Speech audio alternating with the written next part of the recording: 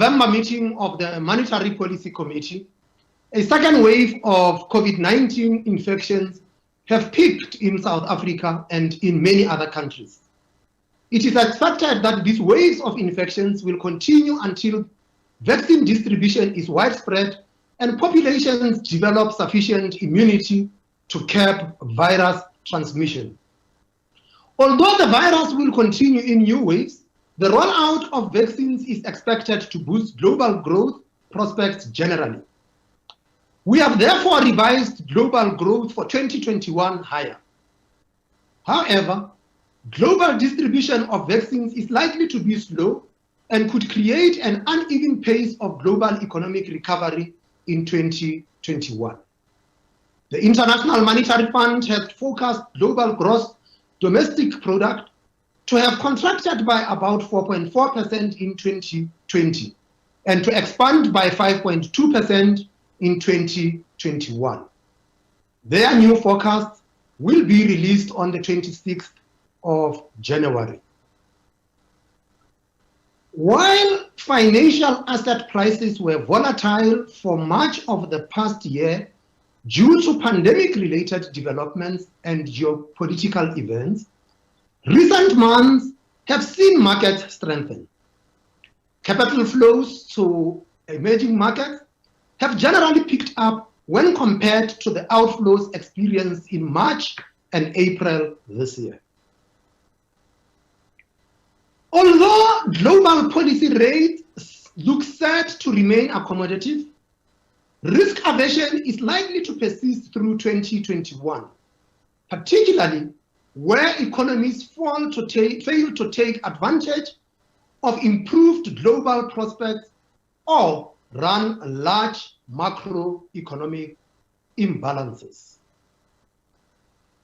In the third quarter of 2020, the South African economy grew by 66.1% quarter on quarter, seasonally adjusted and annualized, compared to the bank's expected 50.3% growth.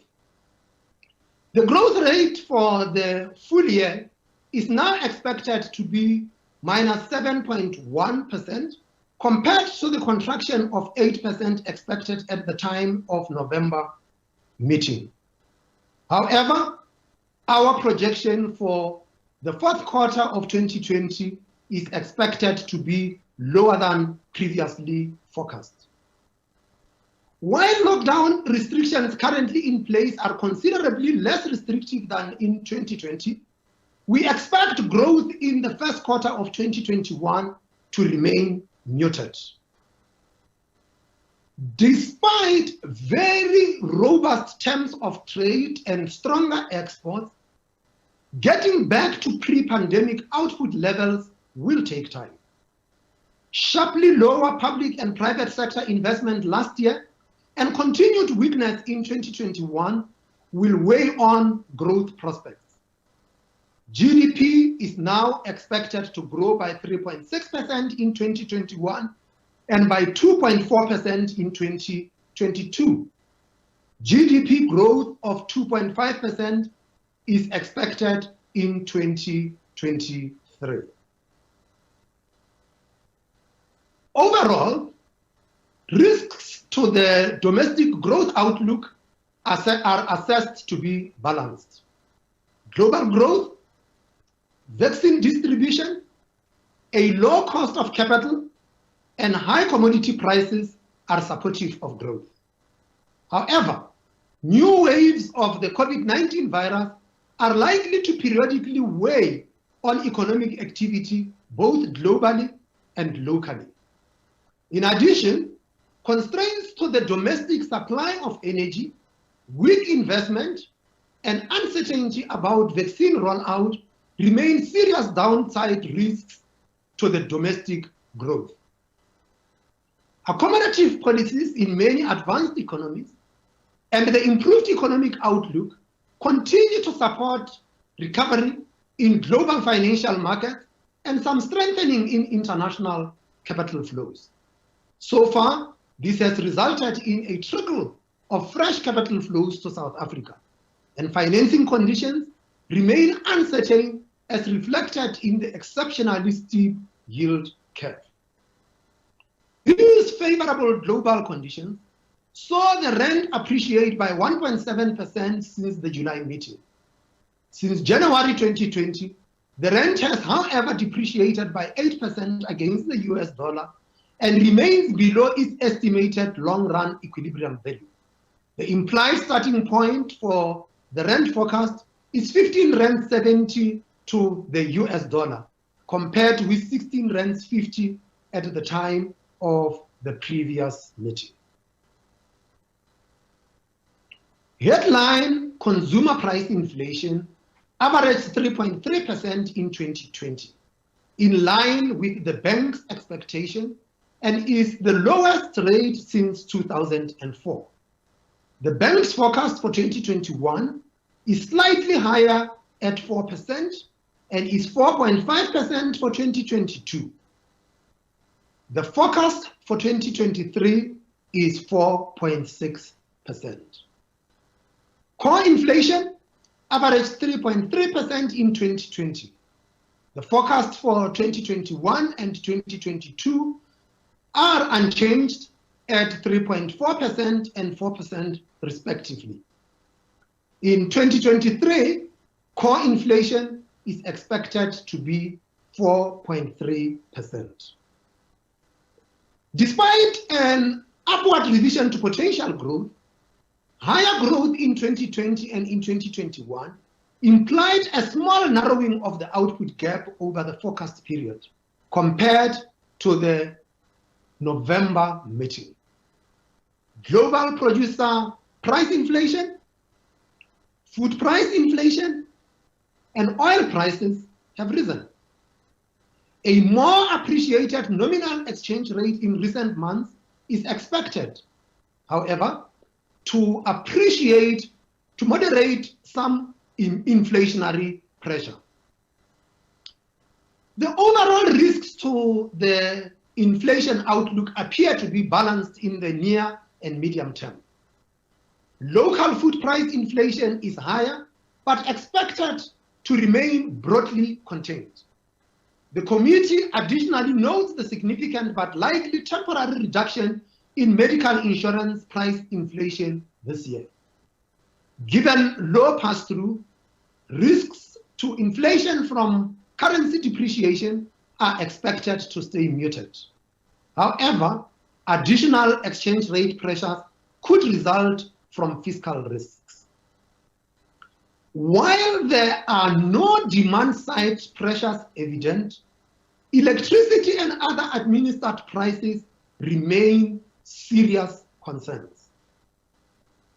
Expectations of future inflation appear more stable after sustained moderation last year, although those of households continue to moderate from quite high levels. Market-based expectations for short and medium-term inflation have eased slightly, while longer-term inflation expectations remain higher. The committee notes that the slow economic recovery will help keep inflation below the midpoint of the target range for this year and next. Unless risks outlined earlier materialize, inflation is expected to be well contained in 2021 before rising to around the midpoint in 2022 and 2023. Against this backdrop, the MPC decided to keep rates unchanged at 3.5% per annum. 2 members of the committee preferred a 25 basis point cut, and 3 preferred to hold rates at the current level. The implied policy rate path of the quarterly projection model indicates 2 increases of 25 basis points in the second and third quarter of 2021. Monetary policy has eased financial conditions and improved the resilience of households and firms to the economic implications of 2019 and continues to be accommodative. The steps taken by the bank have ensured adequate liquidity in domestic markets. In addition, regulatory relief provided to banks has sustained lending to households and firms. While monetary policy will continue to support the economic recovery, a faster growth rate depends on implementing prudent macroeconomic policies and structural reforms. Lower administered prices and productivity-adjusted wage settings aligned to projected inflation would also generate important macroeconomic gains. Such steps will enhance the effectiveness of monetary policy and its transmission to the broader economy. Economic and financial conditions are expected to remain volatile for the foreseeable future. In this highly uncertain environment, policy decisions will continue to be data dependent and sensitive to the balance of risks to the outlook. The MPC will seek to look through temporary price shocks and focus on second round effects. As usual, the repo rate projection from the QPM remains a broad policy guide, changing from meeting to meeting in response to new data and risks. This concludes the statement of the MPC, and we will now take questions which we will distribute amongst the MPC members. Since we are virtual, Thoraya will pick up the questions from the chat and will then field them to the MPC members. Thoraya? Thank you, Governor. I've got 4 questions. The first one is from Olivia Kamwendo from Reuters. Given that the growth outlook and worries about the impact of a renewed wave of COVID and restrictions on the economy, could the SARB not be more ambitious with monetary policy? I've got one from Linley Donnelly from the Business Day. Given the growth outlook and worries about the impact of renewed waves of COVID and restrictions, sorry, my apologies, Governor. The question. I'll start it again. Yes, I'll start again. The question from Olivia was, what are the risks to the inflation outlook?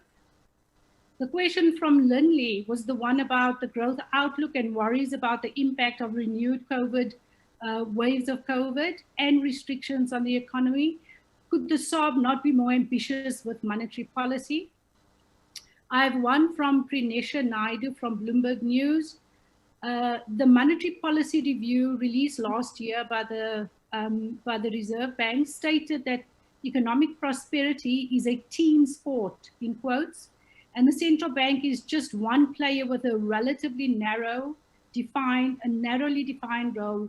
Who are the other players and what should they be doing? Has the SARB factored the government's vaccine plans in its model? And if so, what kind of impact has this made on your outlook and your forecasting? And then a last question from Claire Bissiker from the Financial Mail. To what extent do you expect SA's fiscal situation to act as a handbrake on your ability to offer any further potential rate cuts this year? Another question, developed country central banks are likely to keep running exceptionally accommodative monetary policy this year. What are the implications for the South African economy as well as the SARB regarding the conduct of monetary policy? Those are the questions I have. Thank you. Thank you very much for those questions, Olivia. The second wave is here with us, and in our forecast, we take account of the second wave, and don't take it that the second wave will be the last wave.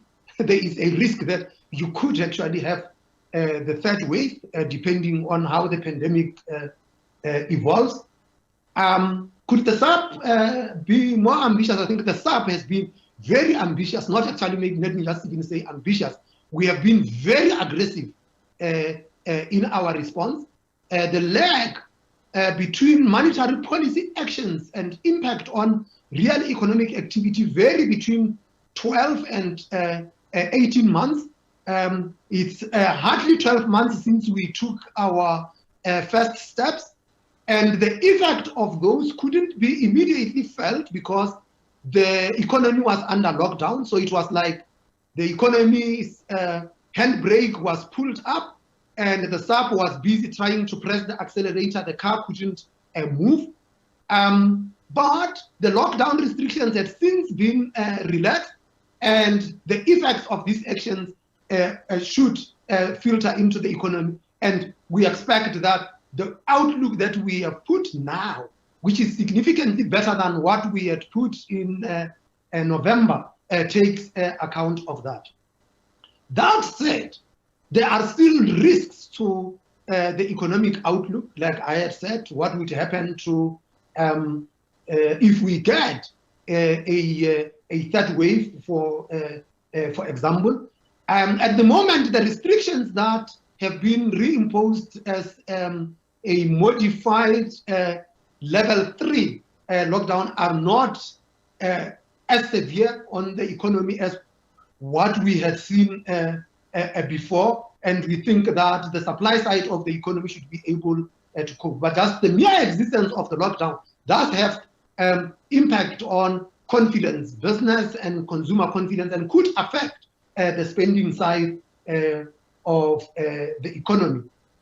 Prinesha, you well, and then Olivier, there's also a question about the risks to the inflation outlook, and I think that we have spelled those out in the statement, but let me just reiterate them.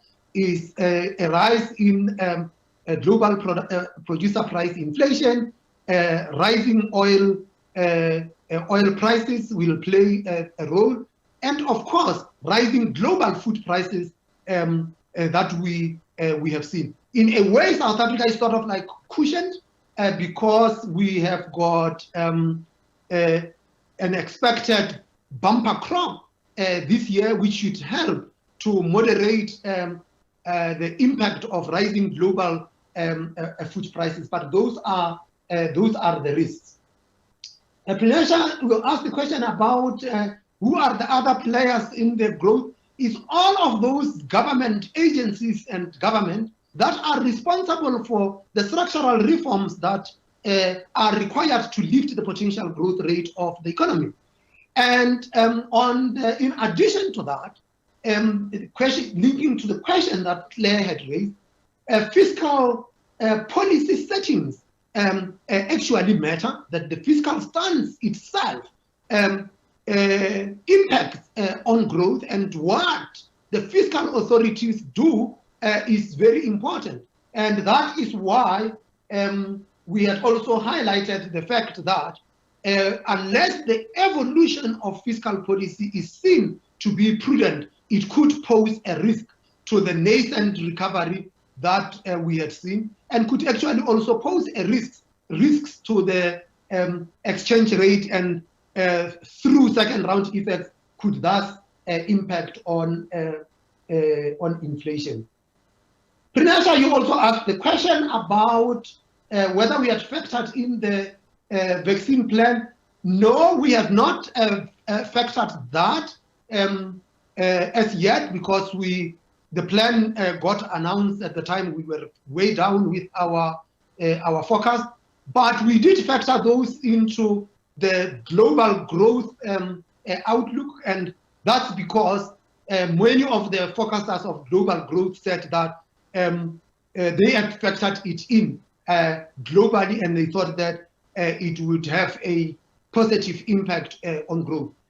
Should a vaccination plan in South Africa be implemented judiciously, it should have a positive impact on the economy. What is in no doubt is that to the extent that there would be costs to the vaccinations, the economic benefits of a healthy population would far outweigh those costs that would be incurred in rolling out a vaccine.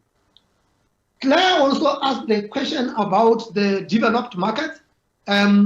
We do allude to the fact that we expect that global financing conditions will remain accommodative, and many of the, actually all of the G3 economies that indicated that they are expecting to keep accommodation for longer.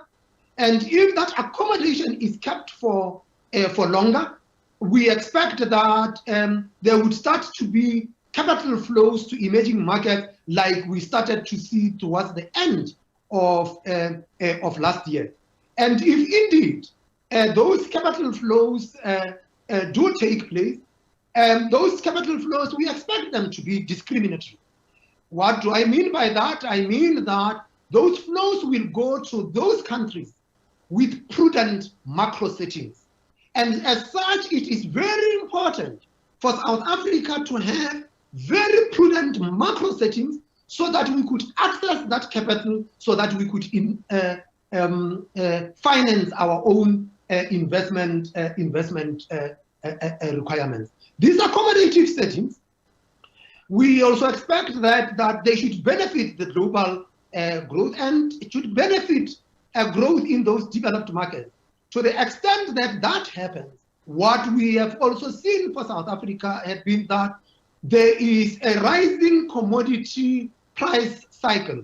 And that commodity price cycle has actually resulted in South Africa having a positive terms of trade shock.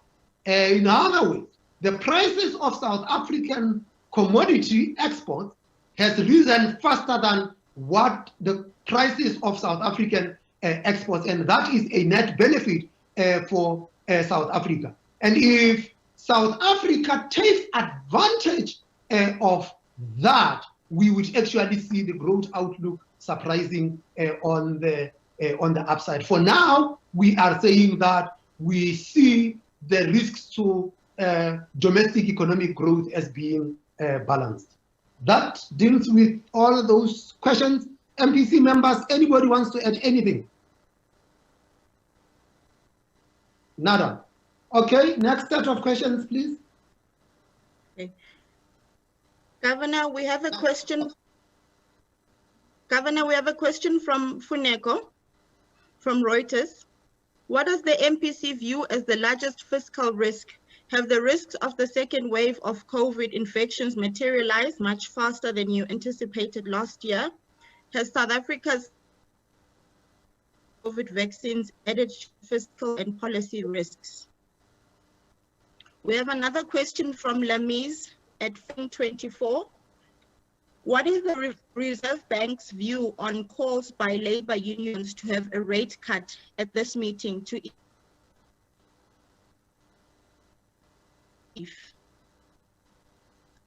a question from Prinesha at Bloomberg. What were the reasons put forward by the MPC members who preferred a cut?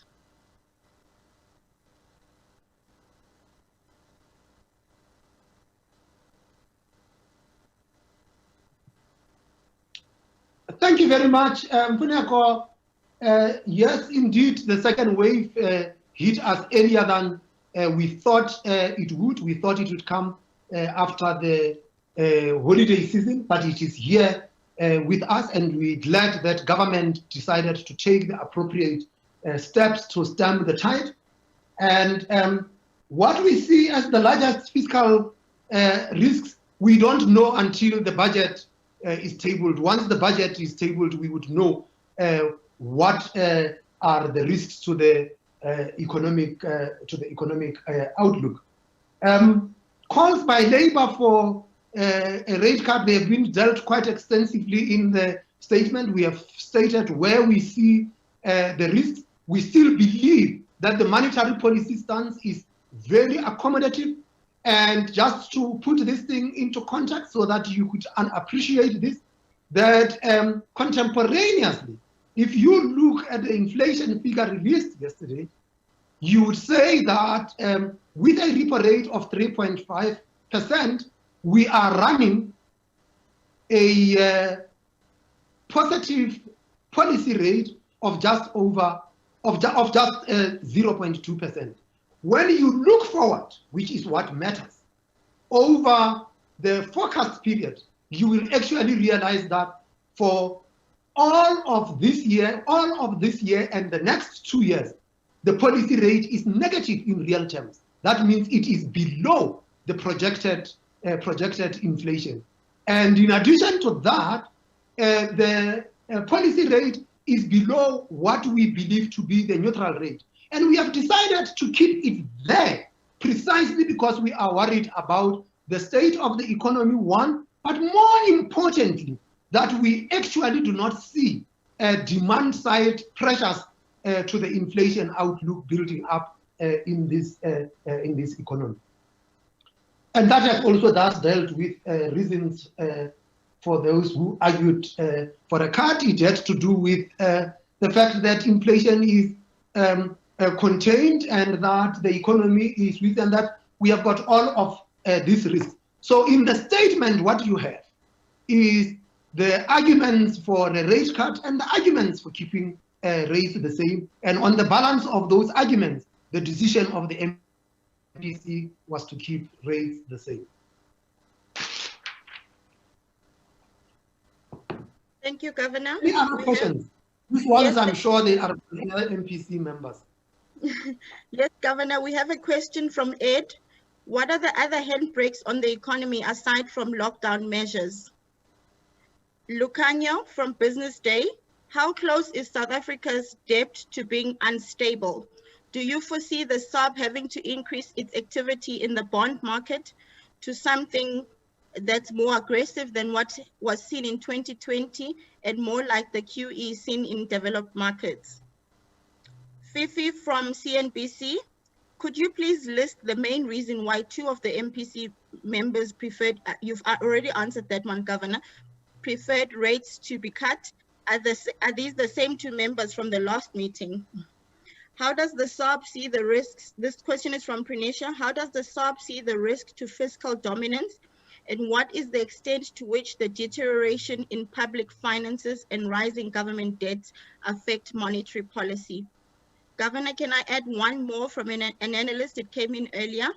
It's Pedro. We are having a meeting with analysts tomorrow.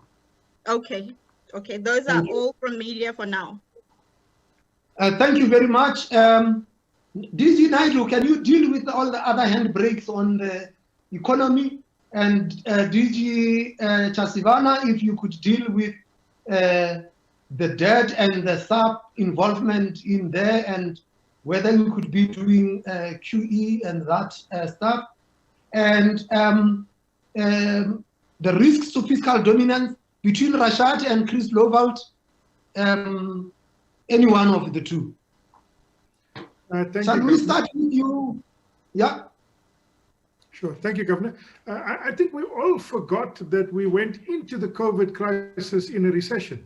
Right? So even before we had the first infection of COVID on the 6th of March last year in South Africa, we had 2 negative quarters of growth. So our growth problem predates COVID. Right? The key obstacles, the key explanatory variables that explain that recession is the lack of energy availability, significant differences in trust between government and business, very weak private sector fixed capital formation, a fiscus that's constrained on the one hand with a very high wage bill, on the other hand with declining fixed capital formation, both contributing towards both negative fiscal outcomes and negative growth outcomes.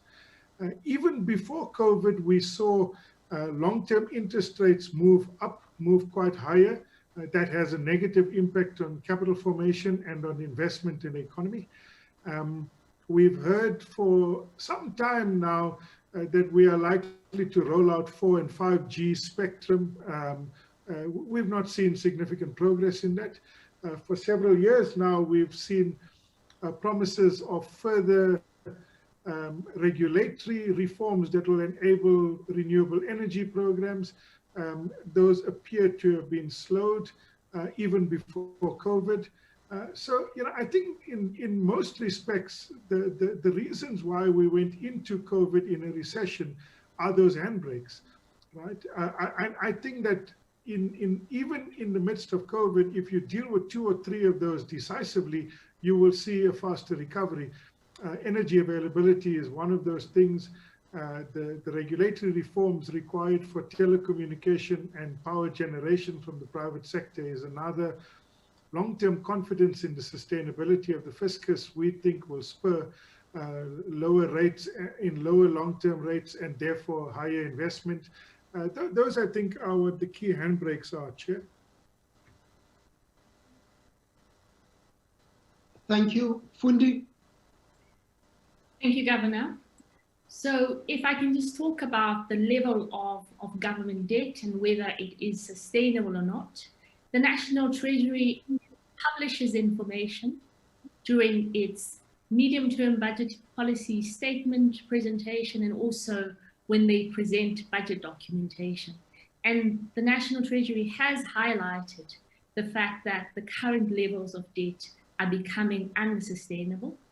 The thresholds that are normally set by government for itself, including some of the protocols that we comply with in the region, normally see 60% of GDP as a sustainable level of debt.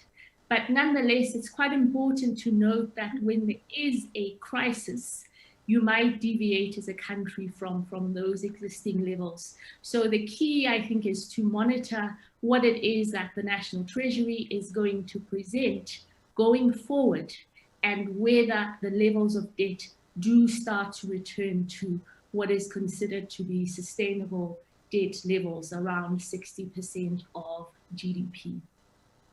Regarding the SARB's bond purchase program, we did announce last year that this is not quantitative easing that we have undertaken as a central bank, because when a country undertakes quantitative easing, it's usually spared by the fact that interest rates are at zero, and the central bank no longer has a tool to influence behavior. At the moment, South Africa has got positive nominal interest rates. So we are not yet at the point where we need to utilize quantitative easing as a tool of monetary policy. When we intervened in the bond market last year, it was to primarily deal with market functioning.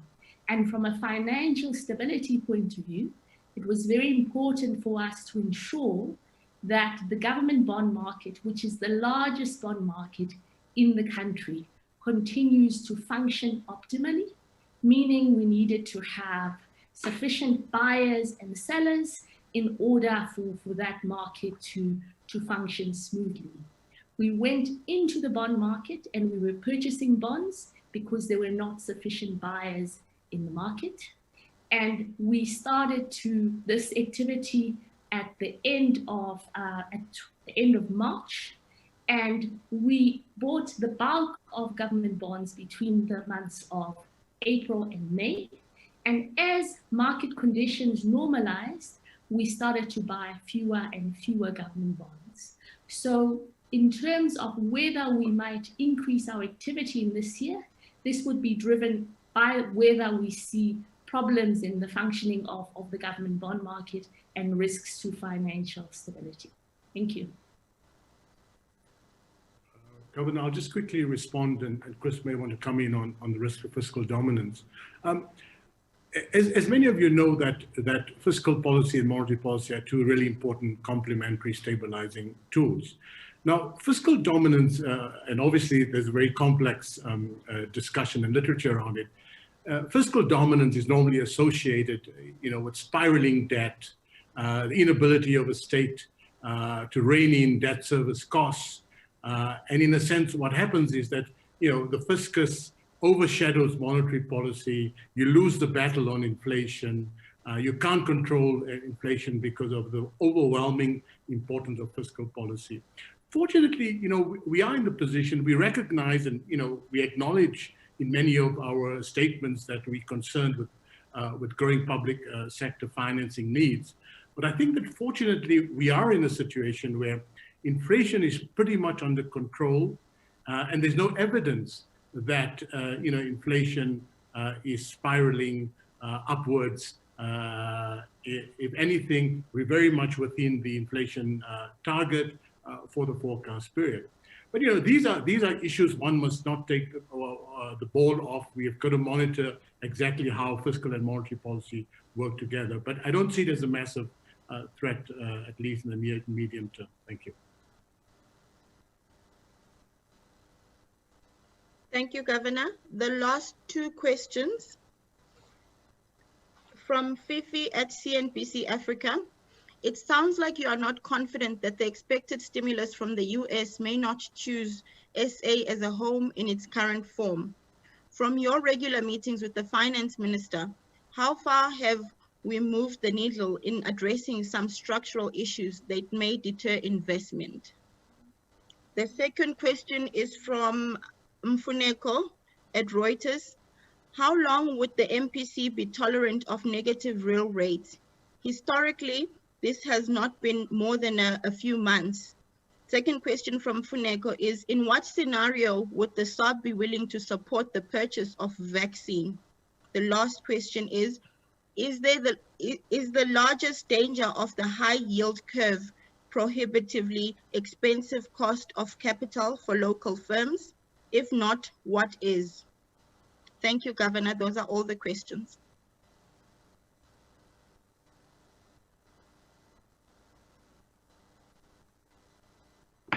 Okay. Stimulus from the US. Chris Lovald, you deal with that. And then, how long will South Africa tolerate a negative real interest rate? Rashad, I'm giving you that one. And Fundi, I'm giving you the yield curve. I will deal with the support of the vaccine and the structural issues. Thanks, Governor. So on the stimulus from the US, look, we've penciled in quite a substantial rise in global GDP growth for 2021. Does it factor in perfectly what may come through from the new administration in the US? No, because we don't really know how that stimulus that's being very actively talked about currently in the US is going to play itself out, and we don't know how large it will actually be. So we've captured a bit of an increase in global growth, but we're not at this stage able to capture a full stimulus because we don't really know how big it is. Having said that, I think what we've seen, generally speaking, is that in normal global economic conditions, there are quite strong capital flows from high-saving economies and advanced economies in particular into higher yielding economies around the world, many of which are emerging markets. But we're not quite in normal global economic conditions yet. And so I think it's just too much in flux to say anything concrete about this. Risk aversion remains very high. And as we move towards more normal conditions over the course of this year, risk aversion and idiosyncratic issues in emerging economies, including South Africa, will remain very important. And so, we've highlighted in the statement that there's likely to be continued financial volatility, and that will continue to have an impact on everything from the steepness of our yield curve to the flow of capital into the economy, and how attractive we are relative to other economies. So, there's a lot going on there, and it's much too early to say anything really specific about how that's going to play itself out. Thanks. Thank you, Governor, for the question. Firstly, we should really ask the question: what exactly is a real interest rate? And there are very many variants of what it is, but it essentially is the interest rate over expected inflation. But it's also important to bear in mind that borrowing rates, particularly for households and firms, are not at the repo rate. They are at a number of different rates. So in general, when you look at the transmission mechanism, households and firms do not experience a negative real interest rate. In fact, they pay a positive real interest rate. And I think that distinction is important. I think where negative interest rates, negative real interest rates matter is that it gives one a good sense of historically how our own monetary policy compares over a period of time. That, you know, in very stressed periods, the economy has negative interest rates, saying relative to the last period, monetary policy is reasonably loose given a few variables. I think that for us, we are not terribly concerned about negative real interest rates going forward because we think that we have inflation under control. If we do think that negative interest rates will result in us breaching persistently the midpoint of the target, obviously, you know, the picture will change considerably. So I would say, as long as we assess the risks to be within the inflation target, we can tolerate to some extent negative real interest rates. It's a difficult situation we're in the economy. We've made very clear this is a very serious pandemic, has serious ramifications for economic activity. And for that reason, one can understand why we have some negative real interest rates. Thank you. So if I can just answer the question on the yield curve. So the steepness of the yield curve generally tells us about what investors regard as risk in the country and the level of compensation that they are requesting. So arguably this yield curve that we are referring to is the yield curve in the government bond market. As I mentioned earlier, it is the largest bond market in the country. So many investors and companies utilize the numbers that they see in terms of the yield as an assessment of the return that they can be looking for in the future. So having a very steep yield curve in the government bond market would have a significant impact on the cost of borrowing overall. Firstly, it does affect government directly because government in its borrowing has to finance its finances broadly. However, it does have an impact on the broader cost of lending in the economy in as far as the yields in the government bond market are used as reference prices for other transactions that investors also enter into in the economy. As the SARB, we do not take a position on the yield curve because we don't influence all of the points of the yield curve. Even though we generalize and we talk about the yield curve is varied according to duration. So what we have seen in South Africa is that in the short term, the levels of yield required by investors are much, much lower. And this is in response of activities undertaken by the central bank. If we start to look at what is happening beyond the 7-year period, going on to 30 years, we start to see the yield curve steepening quite significantly. And that has been the area in which government itself has been borrowing significantly. So to some extent, what is happening to the yield curve there is influenced by the level of debt that government is issuing, how much borrowing government itself is going to be engaging in during the course of the year. And that is not something that we as a central bank have got a direct impact on. I hope that answers the question sufficiently.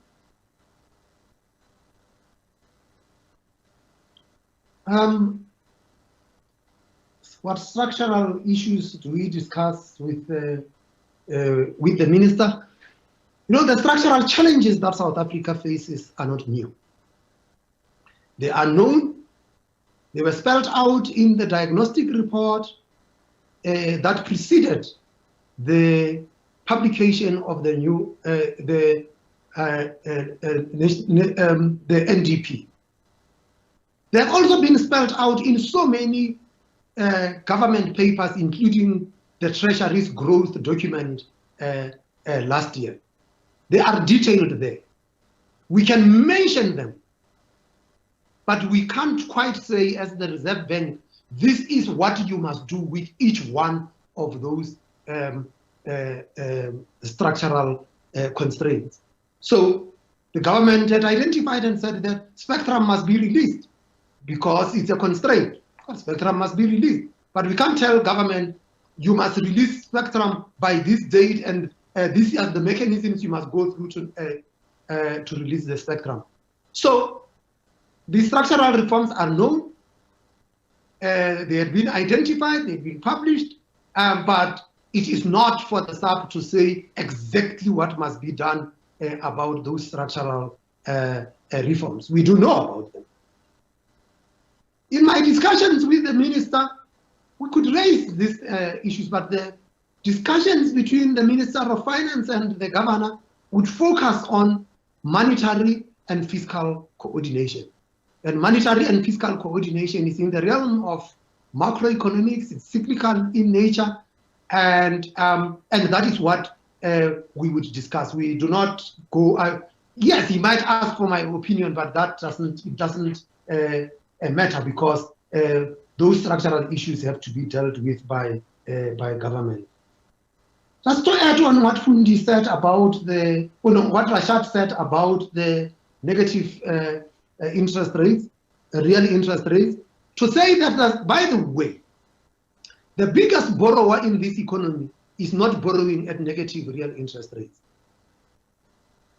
Government yield curve is very positive. And so government is not faced with negative real interest rates. That might be saying something, but as Fundi said, that is very much driven by how much government borrows. The more government borrows, the more it ends up paying in interest. So that is just a slight addition onto the on the yield curve issue. Support for the vaccine, of course we are sitting here, but it is not for us to decide what vaccine government must source for the population and who must be vaccinated and the lot. That is not in our space. That is government's decisions to make. To the extent that the vaccine must be sourced from overseas, government will need foreign exchange. And as a banker to the government is welcome to come and purchase foreign exchange from us to fund the vaccine. But government might not even have to pay to purchase foreign exchange from us because they have got balances in their foreign exchange accounts, and they could simply draw on their foreign exchange accounts to purchase the vaccine. Just to be clear, the decisions about the vaccines are not central bank decisions. They are government decisions. The decisions about how to fund the vaccine are not central bank decisions. Those are decisions for the government to make. Thank you very much.